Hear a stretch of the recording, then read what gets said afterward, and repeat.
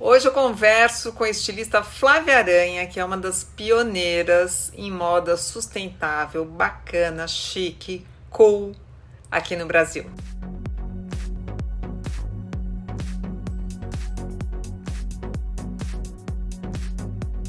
Oi, Flávia! Olá, Lilian, tudo bom?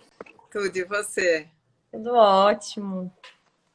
Estava contando aqui que eu acho que você abriu um espaço muito importante para a moda aqui no Brasil, porque primeiro que você, muito jovem, teve a coragem de sair de um sistema conhecido e grande, não é nem grandioso, mas power, Uhum, para trilhar o teu caminho atrás do que você realmente acreditava, né? Então, eu uhum. queria falar um pouquinho sobre isso para as pessoas te conhecerem. Você tem a Legal. marca o quê? Há uns 10 anos já? 10 anos, exato. Olha, foi uma decisão muito intensa, assim. Eu acho que eu era muito jovem, né? 24 anos. Tinha muita vontade de mudar o mundo, ainda tenho. Essa trajetória, né? Eu estudei moda. No começo eu tinha um viés muito mais artístico durante a faculdade, durante minha juventude, assim. E fui para a indústria, enfim, numa grande empresa. Foi incrível, foi uma escola para mim. Aprendi tudo de ponta a ponta. Tive uma visão muito sólida, do mercado. Mas foi justamente nessa visão que eu me choquei com os meus valores, né? Então, a minha visão de mundo, como eu acredito, enfim, como eu acredito que uma sociedade deve ser, eu vi que estava em choque com a minha atividade. Então, quando eu entendi que eu tinha um poder muito grande ali de execução, eu estava crescendo, atingindo todas as metas, bônus. Então, assim, eu estava numa carreira muito crescente, aquela época, 2008. A gente estava, né, 2007 ali, desde que eu entrei, a gente estava numa ascensão ali da moda, crescendo muito, os grupos estavam se formando, né? Começando a comprar e se juntar. Então tava num momento ali muito efervescente, o fast fashion também explodindo, crescendo muito. E eu pude ir para a China, eu tive uma oportunidade de ir para a China para mapear uma cadeia produtiva para a gente poder começar. Na verdade, a empresa que eu trabalhava já tinha feito essa ida, né, para o Oriente para comprar produtos importados, mas por causa de câmbio, naquele momento não estava fazendo. E eu fui chamada para tocar um projeto de reconectar toda essa cadeia produtiva na Ásia, porque, enfim, o fast fashion estava no Brasil, eu acho que era uma questão do mercado, enfim, sistêmica, estava todo mundo precisando competir com o fast fashion aqui no Brasil. Então, quando eu fui para a China, eu fui para todos os tipos de situação e de fábrica. Eu vi desde uma fábrica bonita, que é uma vitrine, até, enfim, chão de fábrica, pé direito baixo, criança trabalhando, idoso trabalhando, aqueles rios azuis. Então, assim, bem aquele clichê do The True Cost, sabe? Eu vi com os meus Uhum. próprios olhos. Vamos falar do True Cost, é um documentário muito importante. Quem não viu é bom ver, porque ele mostra um lado muito triste dessa cadeia da moda, mas que eu acho que também está mudando. Vamos falar disso, né? Vamos. Enfim, então assim, eu vi tudo isso com meus olhos e aí decidi que eu precisava atuar de alguma maneira para reverter essa situação, né? Então eu via que eu estava tendo um crescimento pessoal incrível, mas ao mesmo tempo minha força de trabalho estava indo por um caminho que eu não acreditava. Na verdade, eu tinha 80 mil reais, que foi o que eu guardei trabalhando nessa empresa. Então, no fim, foi o que eu juntei ali de ganhar bônus, enfim, sobra de salário. Eu comecei com 80 mil reais, só isso. Eu já abri com a loja, né? A Ah, princípio, eu estava dividindo um ateliê com a Luísa Pereira, que faz os sapatos, a gente estudou junto na faculdade. Então, a gente falou, vamos abrir um ateliê e dividir custo. Mas quando a gente viu, a gente já falou, não, para que um ateliê? Já vamos abrir logo uma loja, só comprar uma maquininha. Então a gente, assim, a marca abriu no dia que eu abri a loja, foi junto. Uma loja pequena. Depois de 2 anos é que eu fui para a loja que a gente tem até hoje, nosso Pico Euta, que daí tinha uma estrutura maior. Então, desde eu abrir até eu abrir a loja foram 2 anos aí, entre um ateliê menor, né, mas que já era loja, e depois essa loja que a gente tem até hoje. quais são os desafios para criar uma marca sustentável de moda? Eu acho que é uma pergunta super complexa, assim, porque eu acho que os desafios são inúmeros, mas o que eu sempre falo é assim, a gente tem muita oportunidade de trabalhar, né? palavra sustentabilidade, eu acho que ela foi se esvaziando ao longo dos anos, né? Mas, se a gente for olhar a origem dela, ela é bonita, uma palavra bonita. Então, eu acho que a gente tem muitos problemas na moda e no mundo para resolver. Primeira pergunta, eu diria assim, qual é o problema que te toca, né? Para você começar a empreender uma moda sustentável, eu acho que a lógica não pode ser, quero gerar o menor impacto possível. Eu acho que a lógica tem que ser, eu quero gerar o maior impacto possível para regenerar, né, esse ecossistema. Então, assim, é muito como a gente pensa. A gente não fala, a gente quer poluir pouco, a gente quer mitigar, a gente não quer poluir muito. Na verdade, não. Todas as nossas decisões são para causar muitos impactos, só que impactos positivos. Então, a gente vai lá onde a dor, onde está o problema? Tá na fibra? Então, vamos lá. Qual que é o problema? Vamos reconectar esses elos. A gente vai trabalhar com a agricultura familiar. Por quê? Porque a gente quer regenerar o solo, a gente quer regenerar as relações de trabalho, a gente quer descentralizar o poder da terra, né? Então, a gente está falando de agroecologia, a gente também está falando de distribuição de terra. Então, assim, todas as decisões, no fim, estão conectadas, acho que uma agenda mais macro de que tipo de relação a gente quer tecer para esse planeta do futuro. Eu acho que é um tema muito, muito relevante, né, para esse momento de quarentena e pandemia, que é o que a gente fez com esse planeta até agora, né? E sem saudosismo, mas assim, quais são as questões que a gente precisa agora se engajar e transformar? Então, voltando aí para uma questão mais prática da sua pergunta, os desafios de criar uma marca sustentável são os desafios de quem quer mudar o mundo, são inúmeros, né? E aí eu acho que o primeiro ponto é assim, tudo bem, nem todas as soluções existem, a gente está aqui para criar essas soluções.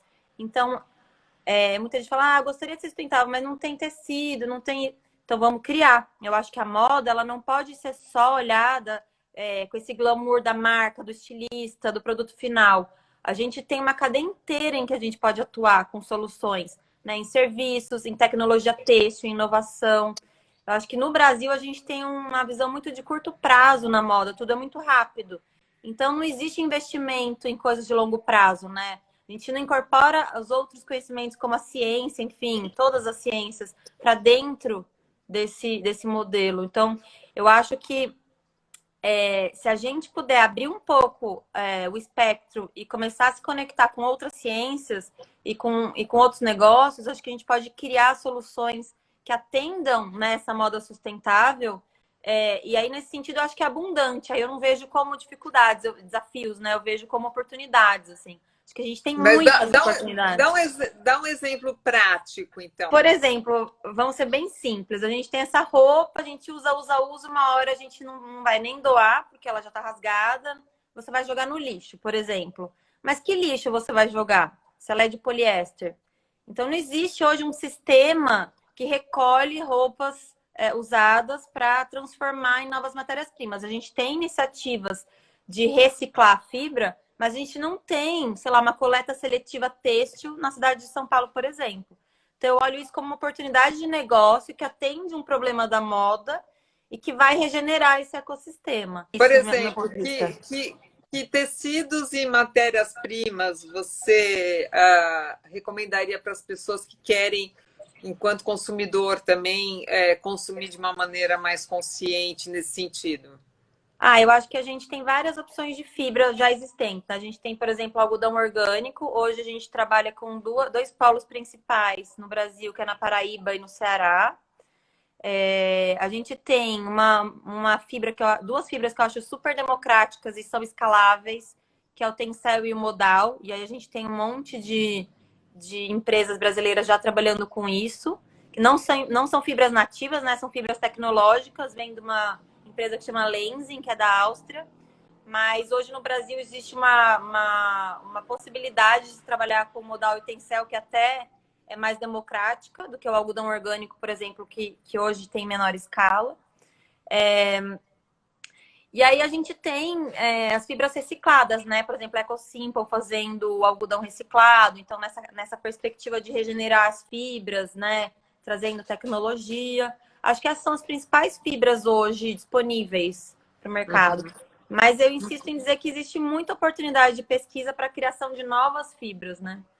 Então, e a biotecnologia, essas fibras que estão surgindo do abacaxi, da maçã, do cogumelo, já dá para Exato. usar de verdade? Conta um pouquinho, porque muitas também vêm de fora. Daí, como é que É, você equilibra essa o coisa custo, do né? produto local? Enfim, conta um pouquinho. Então, eu acho que hoje a gente vê no mundo todo muita iniciativa em relação a isso. A Índia está super avançada, claro que tem muitas empresas americanas, né, enfim, influenciando essa pesquisa, mas na Índia a gente vê muitos projetos já de fibras super inovadoras, fibra de proteína, fibra de banana já num nível super sofisticado, assim, em termos técnicos. Vários tipos de fibras vegetais que são circulares, super avançadas, né? Como você falou, fibra de laranja, bagaço de laranja, ou seja, olhando muito para o resíduo têxtil, o resíduo das cadeias produtivas, né, industriais. A fibra do abacaxi, que até eu comentei que a Insecta fez alguns sapatos com a fibra do abacaxi, substituindo o couro, né? Então, a gente está trabalhando Já muito com fez, opções porque eles veganas. estavam para fazer, mas não tinham feito ainda. Já lançou? Ele lançou, foi uma coleção pequena, mas lançou sim. Agora, o ponto é que ainda é muito caro importar. E aí, meu questionamento é: a gente tem uma abundância de oportunidade de matéria-prima que pode ser regenerativa e que pode ser solução têxtil no Brasil, por que não investir nas fibras que são nativas do Brasil, né? Então, a gente está cheia de palhas, de bromélias, por exemplo, a gente está fazendo agora um projeto de uma fibra que é prima do linho e que é nativa da Amazônia, que vai gerar um impacto nas famílias ribeirinhas, mais de 2.000 famílias ribeirinhas, que não usa agrotóxico, né? Então, assim, a gente Que tem muita legal. Qual é oportunidade essa de fibra? texto. Chama malva. Ah. Então, você não falou nem do linho nem da seda quando você falou das matérias. Por quê? Não, elas também. O linho é uma das fibras mais sustentáveis, né, do planeta, porque é uma fibra muito resistente, não requer nem água, nem uso de água, como o algodão, e nem uso de agrotóxico. Então, o linho é super presente na nossa cadeia produtiva, mas ele não é nativo do Brasil, né? A gente importa o linho da Bélgica, e daí a gente faz o fio e o tecido no Brasil. Mas ele é super sustentável, né? Mas eu venho trabalhando muito para achar uma alternativa de uma fibra que seja nativa e que atenda as mesmas especificidades técnicas do linho, né? E a seda também tem um impacto muito positivo no sul, porque ela é baseada na agricultura familiar, então a Brataque, né, o grande produtor da fibra da seda, a gente tem uma das sedas melhores do mundo. Hoje quase toda ela vai para Hermès, então né, é uma fibra realmente muito, muito sofisticada.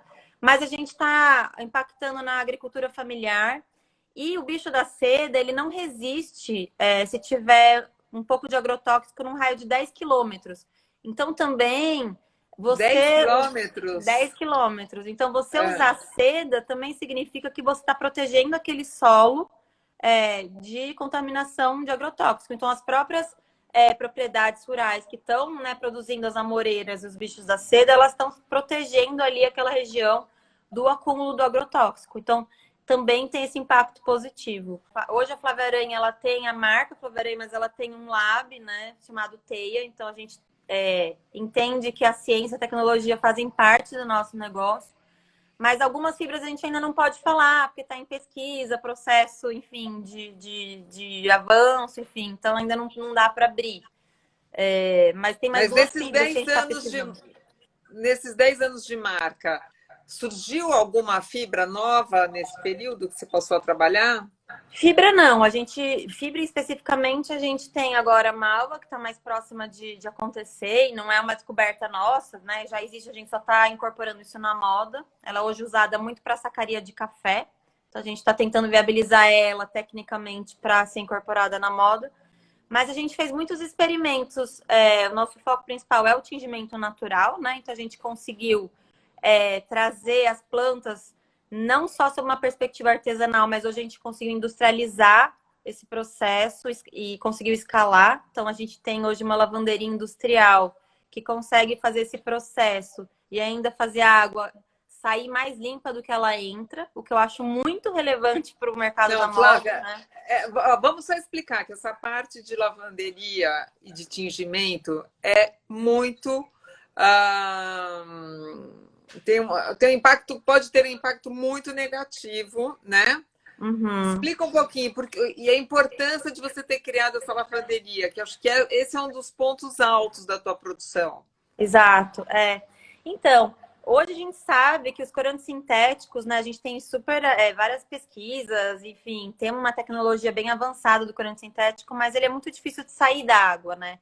A gente tem uma gama de corantes sintéticos que são muito usados, né, principalmente na Ásia, que são extremamente poluentes e cancerígenos. A gente tem corantes sintéticos também muito mais evoluídos, acho que isso é super importante colocar, que eu não sou aquela pessoa que fala, abomino tudo que existe aí. Então, assim, existe uma grande diferença nos corantes sintéticos entre os piores e os melhores. Tem corantes que são super positivos na diminuição de uso de água, na questão também de serem cancerígenos, né? Uma redução, então existe. Mas a gente sabe que os corantes, né? A parte do tingimento é um dos principais pontos de atenção na cadeia têxtil, né? É um dos principais poluentes da cadeia têxtil. O jeans, então, nem se fale, né? Então, é um ponto muito grande de atenção na hora que a gente vai pensar em produzir uma roupa. E os corantes naturais, não. Assim, primeiro que eles não vêm do petróleo, né? Quando a gente fala de corante sintético, a gente está falando de petróleo, que é um bem não renovável, né? Quando a gente fala de planta, a gente está falando de plantas que nascem e que, enfim, saem da terra e voltam para a terra. Então, é muito simples, né? A gente nasce da terra, a gente se é carbono, a gente volta para a terra. Esse pensamento é o que é o diretor de todo o nosso sistema, nosso ecossistema. Então, o que eu fiz? Como escalar isso, né? Exato. Como escalar? Então, quando eu comecei, eu fazia na panela, no tacho, naquele Eu lugar lembro. muito, né, super romântico e tal. E todo mundo perguntava, mas como você vai escalar? Isso não é possível, isso não é viável. E a gente começou a pesquisar como fazer isso virar industrial, né? Então, acho que isso é super importante. Eu fui estudar no Senai, eu fui estudar química, eu fui estudar botânica. Então, eu saí um pouco só dessa visão da moda e fui integrar esses conhecimentos, né? E aí a gente foi testando, erro e acerto, erro e acerto. Hoje a gente consegue industrializar. Então, essa planta vira um extrato, ou seja, uma tinta, que é basicamente misturado só com água e com álcool. E depois isso vai para nossas máquinas. Então, a gente, em 2018, a gente finalmente conseguiu mudar para esse galpão, que tem uma lavanderia que é muito próxima de uma lavanderia tradicional. Então, são as mesmas máquinas, né? A máquina de tingir, a centrífuga e a máquina de secar. Então, a operação é muito próxima. Mas os insumos, ou seja, as matérias-primas que a gente usa, são 100% naturais e biodegradáveis, né? Então, como por exemplo? Como, por exemplo, bom, as plantas todas, né? Catuaba, Não, mas fala a planta e a cor que ela dá, para as pessoas bom, entenderem que não é só begezinho. não é. Acho que isso foi muito importante, assim, na minha trajetória, porque eu fui super rotulada, ela só faz bege. E aí, quando a gente decidiu fazer o Fashion Week, eu falei, quer saber, eu vou fazer vermelho. para mostrar que os corantes naturais podem dar muitas cores. Tem uma paleta, uma aula que eu dou no ateliê, só de pau-brasil, a gente faz do amarelo ao preto. E a gente passa pelo rosa, pelo vermelho, pelo laranja, pelo roxo, para mostrar como que uma planta consegue te dar uma cartela de cor inteira, né? Então isso é muito legal. Então, pau-brasil é pau para toda obra, assim, é um Pantone. Ele dá para fazer muitas cores, mas obviamente que a gente não pode cortar um pau-brasil, né, gente? Pelo amor de Deus, é uma planta que foi extinta, né? A gente depredou nosso estoque de pau-brasil. Então, hoje a gente usa serragem, que é sobra da confecção de arcos de violino no Espírito Santo, e que são madeiras que foram, enfim, cortadas há muitos anos quando ainda era legalizado. E como é um trabalho extremamente pequeno e artesanal, ainda existe esse estoque, mas as oficinas de violino que tem lá no Espírito Santo, elas falam que daqui 20, 30 anos, provavelmente a gente não vai ter mais nenhum arco de violino, porque vai acabar essa madeira e todos os projetos de reflorestamento do pau-brasil, Existem alguns que ainda continuam, mas muitos deles foram descontinuados, né? E a gente tem que lembrar também que o pau-brasil é nativo da Mata Atlântica e que a gente mora na Mata Atlântica, né? Hoje a gente tem só 6% de mata nativa. Então, nesse sentido, reflorestar fica difícil, porque não existe nem área para reflorestar. Falando de vermelhos também, a gente tem, por exemplo, o crajiru, que é uma planta nativa da Amazônia, do Pará, e ela é uma folha. Então, a gente consegue fazer vermelho, roxo, laranja, os tons mais tijolo, enfim, todos esses tons a gente consegue fazer também com crajiru, que é uma folha. Então, em vez de você cortar uma árvore inteira, você pode simplesmente usar uma folha que ela cresce em 3 meses e aí o ciclo dela é mais funcional, né? Então, acho que essa pesquisa da biodiversidade me interessa muito. E outro ponto também, usar o que é resíduo de outra indústria, né? Então, por exemplo, a gente estuda quais são resíduos de indústria, por exemplo, do eucalipto, né? Já existe essa indústria. O que pode ser um resíduo que hoje é descartado, que pode virar cor, né? Que pode virar até fixador. Então, acho que também hoje a gente tem essa atenção, não só de plantas na sua origem, né, natural, mas também plantas que estão sendo usadas em processos alimentícios, enfim, em outras indústrias, e que o resíduo disso pode virar cor também. No caso, por exemplo, fala. Por exemplo, o tanino, né? A cássia negra, ela é uma planta que ela dá diversos taninos. Então, existe uma indústria que tem um tanino principal e o subproduto do tanino, que é um resíduo e que a gente pode usar como fixador. E fixa bem, é uma cor que resiste à lavagem. Esse é outro desafio, né? Esse é outro desafio. Acho que isso é super importante falar, porque, assim, cada corante tem as suas questões. Então, assim, existem corantes que têm menos solidez à luz, mas tem muita solidez à lavagem. Tem corantes que têm mais resistência à lavagem, mas menos à luz.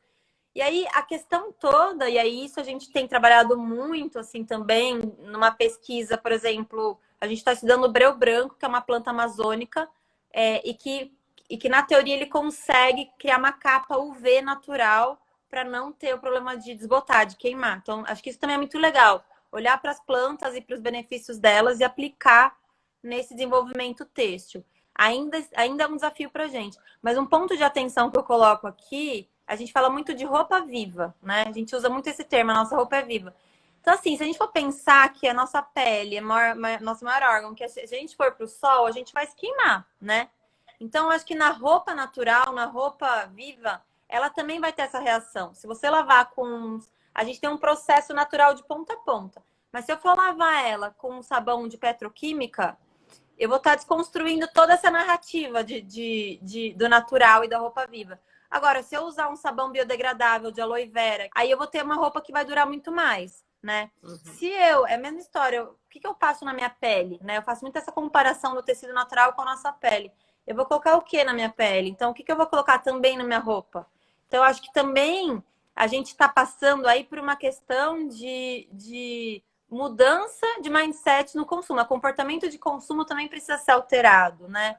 A gente tem que parar, na minha opinião, de comprar, acumular e jogar na máquina e colocar qualquer sabão e começar a olhar para ter menos roupas que façam mais sentido, que tenham mais qualidade, que você pode ter um processo de cuidado mais próximo daquele cuidado que você tem com o seu próprio corpo, né? Então, acho que a roupa é essa capa do corpo, essa extensão do corpo. Então, ela também precisa ter um tipo de cuidado que não é o mesmo cuidado que a gente está tendo hoje com essa lógica do fast fashion, do descartável, né? Acho que isso também é importante colocar. Agora, muita gente fala assim, eu sou vegano, eu gosto de moda vegana. Uhum. O vegano nem sempre é sustentável, né? Você pode explicar um pouquinho isso? O veganismo tem várias pautas importantes políticas, né? Quando a gente vai falar, por exemplo, do couro, enfim, do desmatamento, acho que tem uma questão muito legítima aí do veganismo, mas nem tudo que é vegano é sustentável. Então, por exemplo, o petróleo, né, o poliéster, ele é vegano. Quer dizer, você não tem animal nenhum no processo, né? Mas a gente sabe o quanto a indústria do petróleo e o poliéster são mega poluentes, né? De ponta a ponta.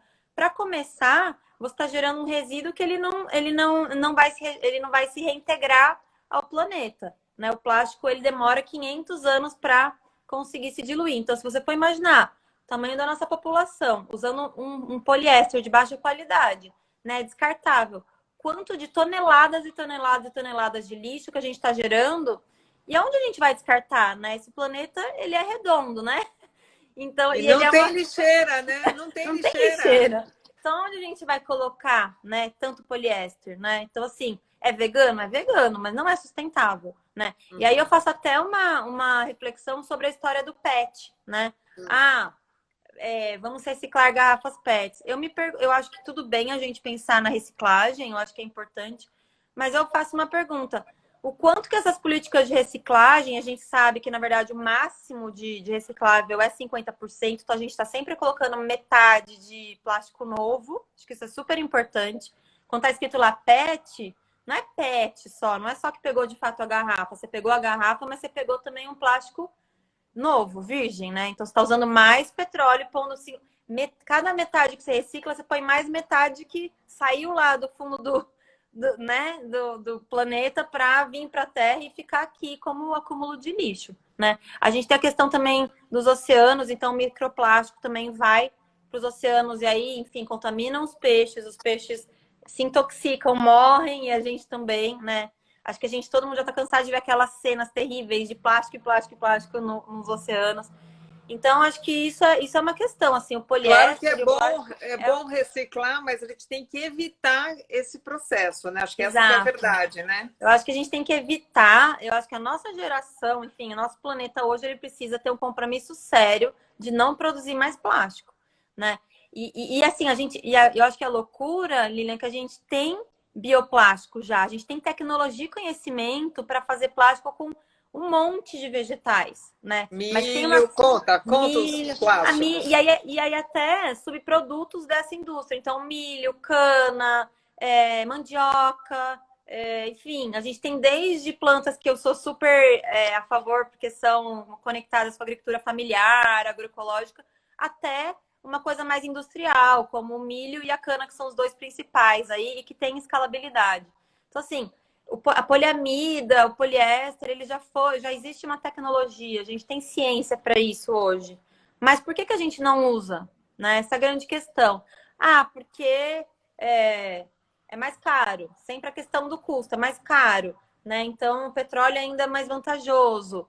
Então, assim, eu me pergunto, faz sentido, né? Acho que, assim, existe uma necessidade de um esforço coletivo e também um compromisso das grandes empresas que estão, né, cada vez mais se apropriando dessa questão da sustentabilidade, um compromisso, né? Então, assim, você pensar o fast fashion, que faz não sei quantas milhões de peças ano, cada peça, só a embalagem, que é o saquinho, né? Uma grande indústria já me perguntou, por onde eu começo? Eu falei assim, começa de fora, começa no começo. Já pensou quanto saquinho plástico você descarta só no transporte da sua mercadoria para a loja? Porque quando chega na loja, você joga fora e você vai pôr em outra embalagem para entregar para o seu cliente. Só isso, se isso já fosse transformado num bioplástico que reintegra a natureza, sabe quantas toneladas de plástico a gente estaria evitando no mundo, né? Olha que Ou seja, loucura. começar com uma coisinha mínima, né? E aí esse caminho até chegar de fato no cerne do produto. Então, acho que realmente existe uma necessidade de um compromisso da gente parar de usar plástico. E aí a gente, né, voltando, desculpa, ao veganismo, a gente precisa se informar mais, assim, porque não é porque é vegano. Pelo menos, eu acho que existe uma questão espiritual no veganismo que eu não me meto a entrar, né, de jeito nenhum. Eu acho que o veganismo tem coisas super positivas, mas se eu comparar o uso do poliéster e o uso, às vezes, da seda, se eu for pensar estritamente no impacto ambiental, a seda tem um impacto ambiental muito mais positivo, né? Então, acho que Não, e isso é tem essa importante coisa colocar. das marcas que falam assim, eu uso eco leather, ou couro ecológico, que não é ecológico. Não é? Então, eu falo, gente, isso é o maior equívoco de marketing, de branding, é um crime você vender. Comunicar Daí, dessa assim, maneira. Mas por que não criar novos tipos de couro, né? Por que não investir? De novo, eu insisto muito, a gente precisa investir em tecnologia na cadeia produtiva. Eu não acredito em moda sustentável sem inovação de matéria-prima. Eu acho que a gente vai ter que romper essa barreira de criar novas matérias-primas que sejam escaláveis. Eu acho que um ponto legal da gente colocar aqui, Lilian, e eu tenho muita consciência disso, assim, eu sei que hoje eu tenho um produto muito redondo, assim, muito próximo de algo ideal, mas ele não é acessível para toda a população, né? Se eu fosse falar, então todo mundo vai usar Flávia Aranha no mundo e vamos resolver o problema da moda? Não, não é possível. Nem porque eu não conseguiria produzir para todo mundo e também pelo custo disso. Então, eu acho que para a gente democratizar a sustentabilidade, a gente tem que investir em ciência e tecnologia. Eu acho que isso é uma resistência da indústria da moda, assim, de querer tudo pronto, tudo rápido, e não ter esse compromisso de investimento de longo prazo, sabe? E talvez ter parceiros para isso, né? Exato, Porque você sozinha não conseguiria também desenvolver exato. esses produtos. Agora, vamos falar de um outro aspecto, que é o social. E nesse Uhum. momento de pandemia, então, o aspecto social e da moda é muito importante, porque a gente sabe o desemprego que o mundo vai viver, e o Brasil especialmente. Uhum. Como que uma marca que quer ser sustentável lida com o seu time, suas costureiras? Como valorizar essa cadeia? Um ponto que eu acho que é super relevante é assim, como é que eu meço o custo da minha mão de obra? Como é isso? Como que eu identifico se é um preço justo ou não? Então, acho que o primeiro ponto aí é a transparência e é o compromisso de conhecer a sua própria cadeia produtiva. Então, a gente sabe que na indústria da moda o grande problema é a terceirização, quarteirização, quinteirização e por aí vai. Então, o primeiro compromisso que precisa se estabelecer é: eu preciso ter responsabilidade sobre quem costura para mim. Se eu quero pagar 50 centavos nessa mão de obra, obviamente que eu sei que alguém está sendo explorado, né? Então, acho que a primeira parte é entender isso. Mas a segunda é: como é que eu sei se é pouco ou muito? Né? No nosso caso ali, a gente usa o tempo como um grande balizador. Quanto tempo demora para costurar essa roupa, né? Eu acho que é muito simples, mas isso vai se perdendo na cadeia, porque como tem uma pressão ali de cima de custo, então, de fato, o tempo é muito substituído pelo volume, sendo que, por mais que você tenha um volume grande e uma estrutura produtiva em células, o que vai, de fato, diminuir o seu tempo, você tem seres humanos ali nas máquinas, né? Então, tem um limite entre o tempo e o volume, que eu acho que é o grande problema, né? Então, muitas pessoas falam assim: ah, tudo bem, isso é 100, mas se você fizer 10.000, você diminui isso por, sei lá, 3, 4. Mas isso não é uma realidade. Não é, porque existe um ser humano ali atrás da máquina e ele não consegue diminuir tanto o tempo dele por causa desse aumento de volume. O que vai acontecer é que ele vai trabalhar mais horas, né? Ou ele vai ter que fazer mais rápido, ele vai ter problemas de saúde mental e físico por conta disso. Então, acho que o primeiro passo social é identificar, de fato, quem faz a sua roupa, qual é a sua cadeia produtiva real, se responsabilizar por todas as oficinas, né? Se responsabilizar pela organização fiscal, né? Então, todas têm que ser, enfim, regularizadas. Tem um compromisso de CLT que eu acho que, assim, afeta muito os trabalhadores da moda, né? Muita informalidade, eu acho que é necessário que se formalize toda essa cadeia. E aí eu coloco um ponto de atenção até nas marcas pequenas e sustentáveis, que acabam ficando muito num lugar informal, né? Então, acho que é super importante formalizar. E aí ter pontos de apoio, de metodologia para isso ser funcional. Então, por exemplo, na nossa cadeia produtiva, a gente tem uma parceria com o Instituto Alinha, que é uma plataforma que conecta oficinas que em algum momento já foram, de algum jeito, conectadas a relações de trabalho análogas à escravidão, mas que passaram por uma formalização, um treinamento e que hoje conseguem saber e se posicionar com preço justo. Então, e o Instituto Alinha, ele consegue garantir essa transição, né? E dá quase uma chancela para que, de fato, você está usando uma mão de obra justa. Então, acho que é importante também, desde as marcas pequenas até as grandes, ter apoios, né, de especialistas nessa área para poder organizar essa gestão. Acho que isso é um ponto. Outro ponto muito importante na nossa cadeia é valorizar a mão de obra e o conhecimento feito à mão. Então, a gente tem, por exemplo, um trabalho muito grande com artesanato no Brasil todo. E, de novo, é uma super oportunidade. Quantas tipologias a gente tem brasileiras, quantas cooperativas, quantas mulheres, né? Se a gente fizer um recorte social, quantas mulheres, mães solteiras em vulnerabilidade social existem no Brasil e que tem um conhecimento manual, não tem, às vezes, um conhecimento formal, mas tem um conhecimento manual, né? Quantas fiandeiras maravilhosas, incríveis, ou bordadeiras maravilhosas, incríveis que eu já conheci, que não sabem ler e escrever, mas que têm um conhecimento ali que é outro e que podem produzir coisas incríveis, né? Então, como a gente pensar fora do eixo tradicional de produção e criar redes alternativas que podem ser muito escaláveis. Eu acho que a gente também tem que romper com essa coisa de que o artesanal não é escalável. Poxa, vamos olhar para o país. Olha a nossa população, vamos fazer um estudo da nossa população. Obviamente a gente pode escalar, né? É infinita a possibilidade de se trabalhar com artesanato no Brasil, né? Então, acho que isso também é algo muito importante e que é pouco visto, assim. Normalmente as marcas trabalham com artesanato como um plus para aumentar o awareness, né? Para ter uma campanha de marketing, fazem lá 10, 15 peças. Mas e se a gente organizar redes produtivas reais do artesanato, né? Isso é muito, muito valioso, né? Eu Isso é acho um ponto incrível, também. porque enfim, eu sempre dei valor tanto para rendeira local quanto para o ateliê de alta costura em Paris.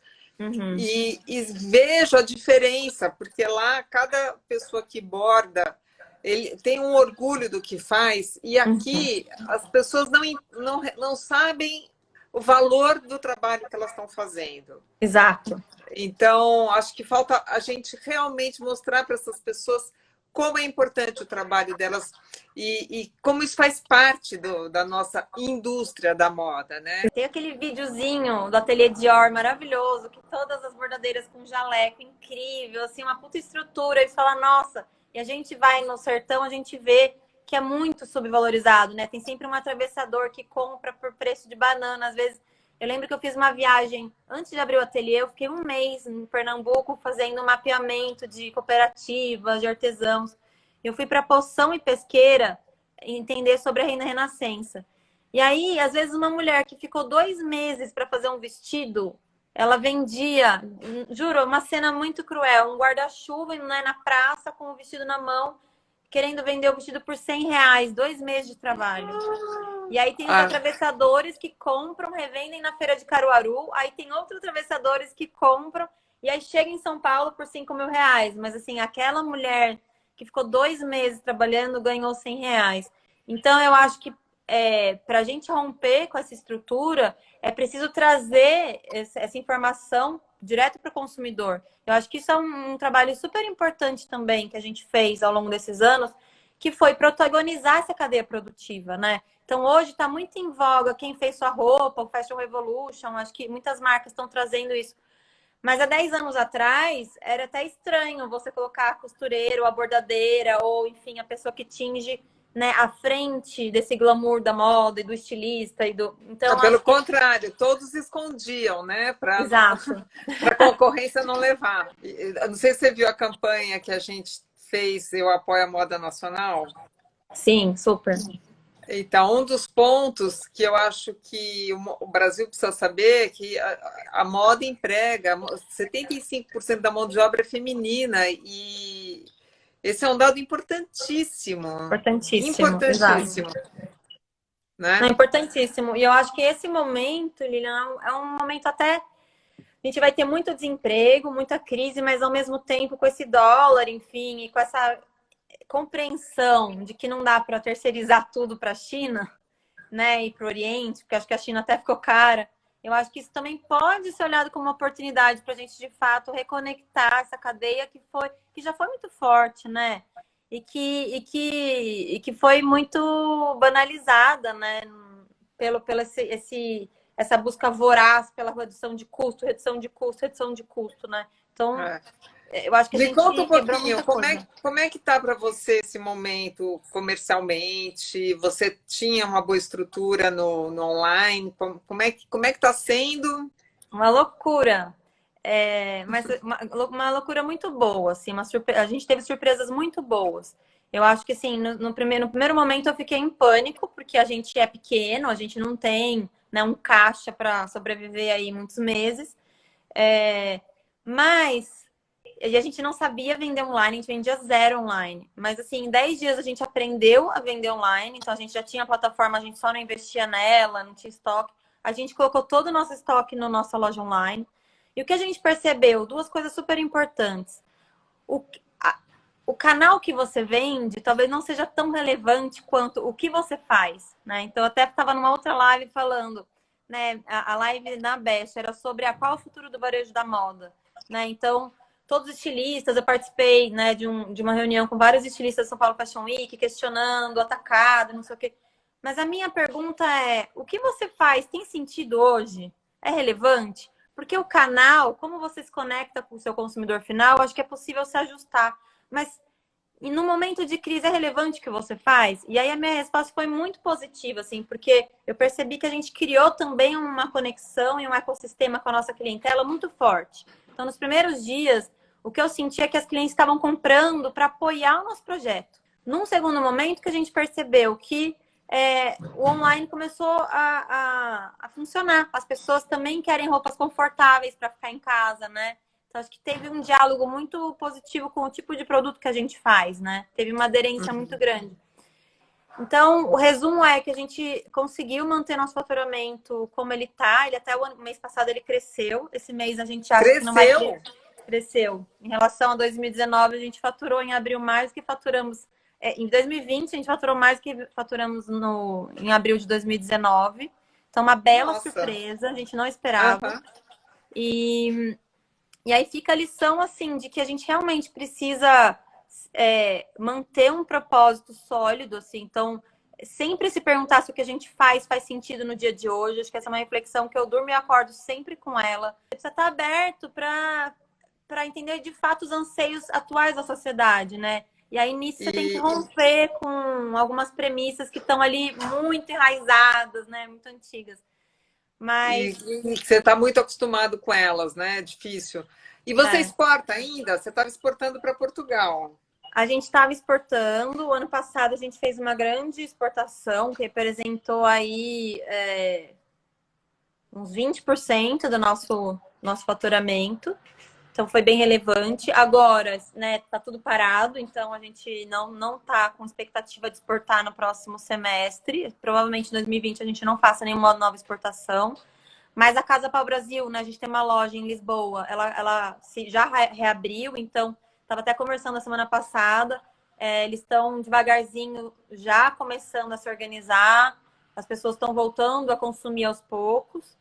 Mas o estoque que a gente tem lá hoje provavelmente ainda dura esse ano. Então a gente entende que vai ter uma queda na nossa exportação. E eu estou muito atenta, assim, para entender se faz. De novo, me fez pensar, faz sentido a gente exportar?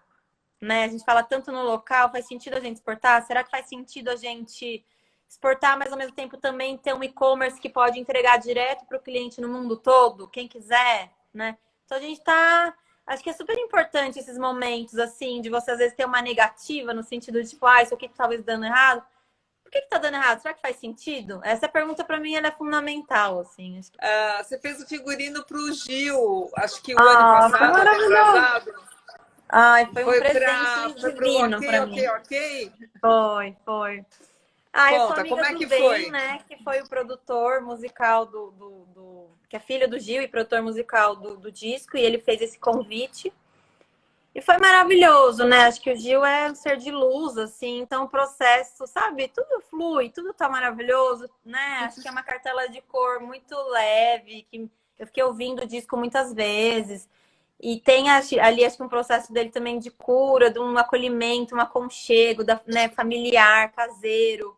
Então, acho que eu me conectei muito com essa vibração, assim. E foi muito simples, foi um trabalho extremamente simples, né? Uma cartela muito simples. Mas foi um presente, assim, poder estar com eles, ouvir essa música e depois ver isso no palco, com essa energia maravilhosa. Nossa, foi um dos melhores trabalhos que eu já fiz na vida. Foi incrível. A pergunta que todos fazem, né, que vale $1 milhão, como vai ser a moda depois da pandemia? A pergunta de $1 milhão. Eu até falei isso outro dia. Eu acho que tem dois caminhos, Lilian. Tem um que é o que eu desejo e tem o outro que eu acho que é um misto do que eu desejo com a realidade, né? Porque muitas vezes o que eu desejo eu acho que faz parte de um nicho de mudança de comportamento, né? Que a gente vê acontecer, que é quase a contracultura, a contracorrente, né? E é onde eu sempre me encaixei ali. Mas também tem uma realidade que o mundo não parou, né? A gente fala, o mundo parou, não parou. Olha o quanto de embalagem de lixo a gente está consumindo, né?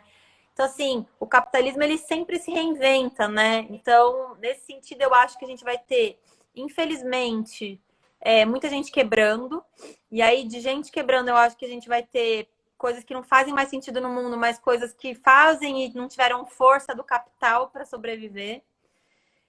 Mas eu acho que também vai ter uma mudança de consumo também, né? Acho que e aí tem um pouco do meu desejo, não é só uma previsão, é um desejo de que as pessoas de fato compreendam a necessidade de a gente mudar essa perspectiva de consumir volume, né? Mas que elas possam consumir menos, com mais qualidade, com mais afeto, com mais posicionamento político, né? Entendendo que também está na mão delas uma mudança de sistema. E que as marcas também e os negócios de moda, acho que eles vão cada vez mais ser omnichannel, integração de canal, porque acho que isso é o futuro do comportamento, não só de consumo, mas geral. Mas eu acho que o grande varejo também vai olhar muito para serviço, né? É o que eu espero também, que o crescimento pelo volume, que ele possa ser construído e que possam entrar serviços. Então, de repente, reparo de uma roupa, reciclagem de uma roupa, a consultoria de estilo, enfim, vários pontos de serviço que eles possam ser incorporados no negócio de moda, né? E a gente desconstruir essa coisa de que para eu chegar na minha meta financeira eu preciso aumentar a minha produção, independente se eu tenho pessoas ou não para vender, né? Então eu tenho essa expectativa que essa sustentabilidade ganhe mais espaço e que a inovação também ganhe mais espaço, porque eu acho que quando a gente tem momentos de crise, né, a gente também tem que ter momentos de criatividade, e aí nessa criatividade a gente pode gerar inovação. Então essa é a minha esperança, assim, no mundo mais romântico, né? Agora, no mundo mais concreto, eu acho que a gente tem desafios. Queria que você desse um conselho para o consumidor. Como é que ele pode consumir melhor? Eu acho que é se informando, buscando informação sobre a marca, sobre o tecido, né? É uma coisa simples, olhar composição, que tipo de composição, aonde foi feito, né? Foi feito no Brasil, foi feito no Vietnã. Então, acho que algumas dicas na etiqueta de composição já dizem um pouco sobre essa origem do produto. E a gente tem internet, né, gente? Vamos dar um Google, se conectar com portais de informação como, né, Lilian Patti, como FFW, como tantos, né, que estão falando sobre esses temas e se aprofundar um pouco nessa escolha. Será que quem eu estou comprando, o que eu estou comprando faz sentido também e funciona? Então, acho que pesquisar e se informar é fundamental. Muito obrigada. Só para lembrar, desde que o site surgiu em 2008, a gente tem uma seção voltada para a sustentabilidade, que é o Recicle-se. E eu tenho muito orgulho de ter feito essa sessão, porque eu sempre achei que o futuro da moda estava aí, e hoje em dia, sem dúvida, tecnologia, biotecnologia e sustentabilidade tem que estar muito junto. Exatamente, é isso aí. Super obrigada. Obrigada parabéns. a você. O papo foi uma delícia, viu? Obrigada pela oportunidade, pelo espaço, Lilian. Foi muito bom enfim, vamos sair dessa da melhor maneira possível, né? Cada um fazendo sua lição de casa aí, momento de transformação. Exatamente. Obrigada e um beijo. Até a próxima. Obrigada. Então, se vocês gostaram desse vídeo, por favor, não esquece de deixar aqueles 3 Cs.